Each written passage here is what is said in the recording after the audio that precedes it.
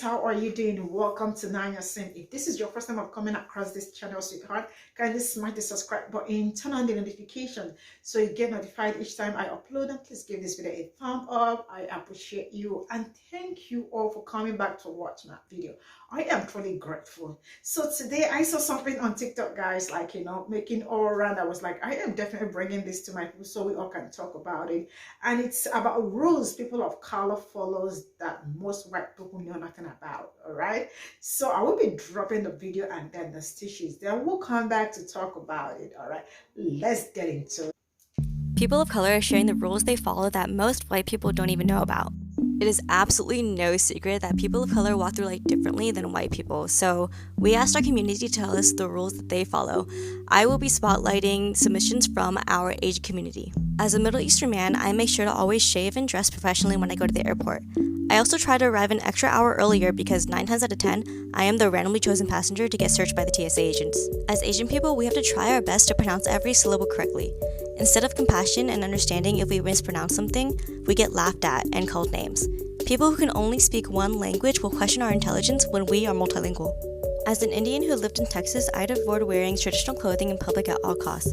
Certain parts are better than others, but better to be safe. As an Asian American born in the US, I add my English middle name on my resume to help minimize false assumptions from hiring managers that I am a recent immigrant from Asia who would not fit into the culture of an American company. I believe that if I had a common last name like Smith, I would have experienced more career opportunities in my life. Never speak Arabic at any security checkpoint. The more gentrified you sound when you speak, the better. I'm Middle Eastern. Growing up, my mother taught me to be very careful to only use English when we were at the airport or somewhere like a cab or bus, where I'm vulnerable and where people who might hate me for existing could hear us. She would remind me to switch to calling her mom in English. I still follow these rules as an adult. I know people already judge me based on how I look, but she ingrained in me that language can be a trigger for hatred. So what do you guys think? If you have any experiences that you want to share, please go ahead and share in the comments. The truth is that I don't care if the people judge me based on my look and all that. That's their problem. They can judge me for all I care. I am no longer drinking for anybody, and and it's time people learn not to shrink for anybody. I mean, enough is enough. We have taken a lot from anybody or anyone. It's time for you to be you, do you, and stop shrinking for anybody. Anyways, my experience is this. I was taught not to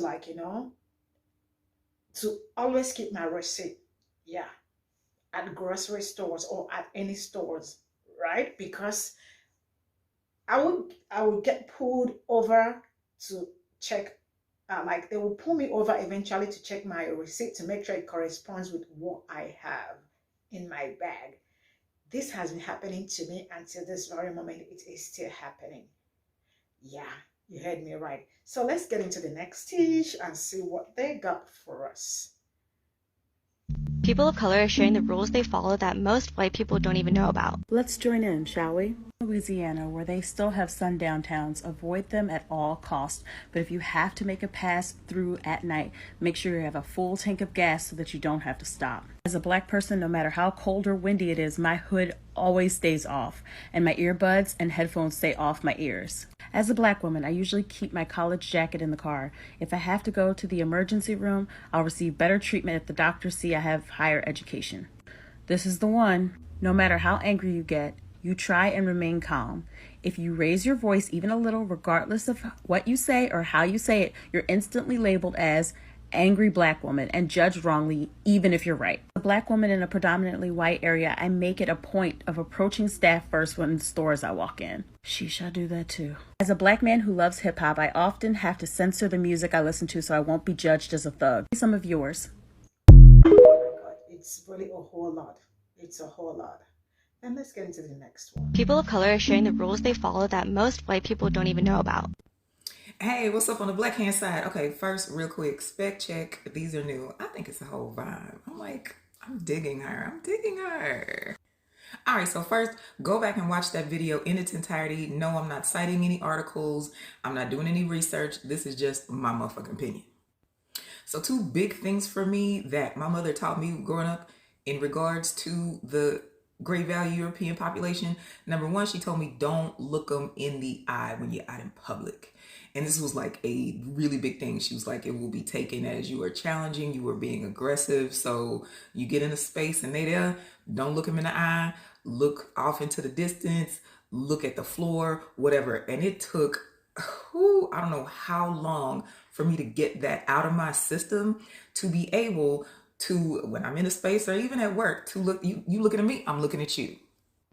The other thing in these shared spaces and whatever is making myself small.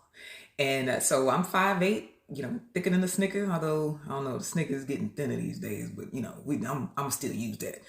But I would always have to like turn my body in order to, make my frame thinner in order to get out of their way or to make space for them. And baby, I don't do that no more.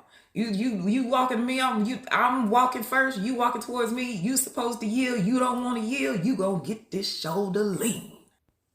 I'll bump your motherfucking bag, Becky, and look at you like, and what? And what? And don't let it be a sidewalk, that's narrow and you thinking I'm gonna put my motherfucking feet on the grass to make room for you and I was the first one on this motherfucker. It's not happening today, Margaret. And you can turn your cream colored cicada ass around and look at me like I'm the one that is offensive, like you're expecting apology for me. Baby, we can stand here all goddamn day. And then you ain't never gonna get it. And that ain't even the part that behooved me. What behooved me was and is the fact that when you talk to them, they actually genuinely don't even understand the undertone and the fact that this is just implicit bullshit behavior on their part. They really, really, truly do not see us, do not understand the value of our presence, and just, as an undercurrent, don't give a fuck. Well, look at it. I just happen to be out of fucks as well.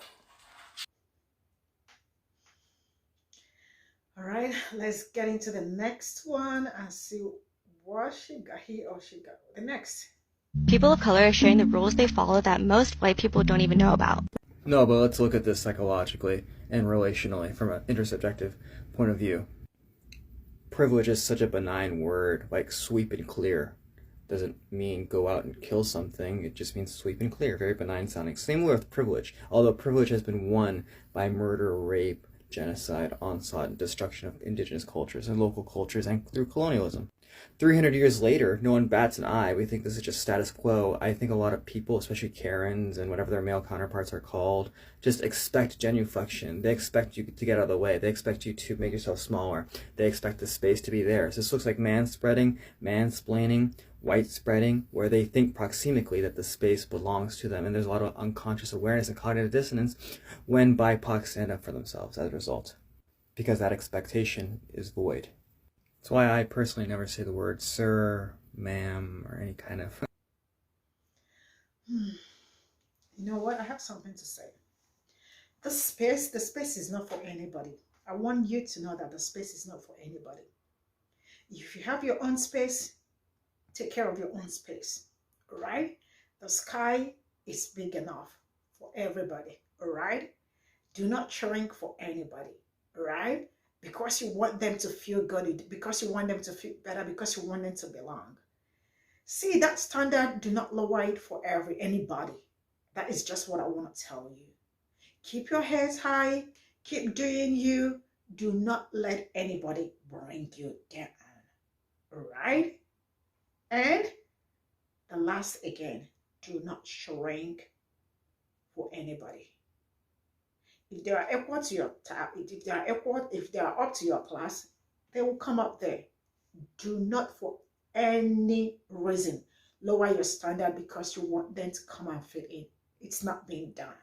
All right. So please feel free to let me know what you think in the comment section. Thank you so much for your support. I am so grateful that I've got you all, and thanks for always watching me. And see you all in my next video. Bye for now.